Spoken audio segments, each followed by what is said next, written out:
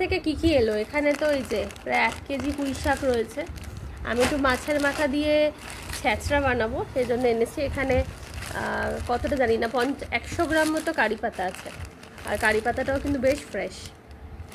এখানে 1 কেজি পেঁয়াজ আছে, 1 কেজি আলু আছে, এখানে 500 টমেটো আছে, শসা, কুমড়ো, বেগুন, আর এখানে এটা হচ্ছে অর্গানিক আদা। দামটা একটু বেশি নিল, কিন্তু দেখা যাক, অর্গানিক জিনিসই তো খাওয়া পছন্দ করে সবাই এখন। আর টমেটো দিয়েছে, টমেটোটা বেশ মানে শক্ত আছে, মানে নরম হয়ে গেছে বা কিছু তা না। আমি কিন্তু ঘরে অর্ডার, মানে আমার জিনিস ছিল, তাও আমি অর্ডার দিয়েছি দেখার জন্য। আলু পেঁয়াজ সবই নিয়েছি। আর একটা আম দিয়েছিল, কোথায় গেল আমটা? আর এই যে একটা হিমসাগর আমি অর্ডার নিল, আমি জানি না কেন, আমি 500 বা 1 কেজিই দিতাম।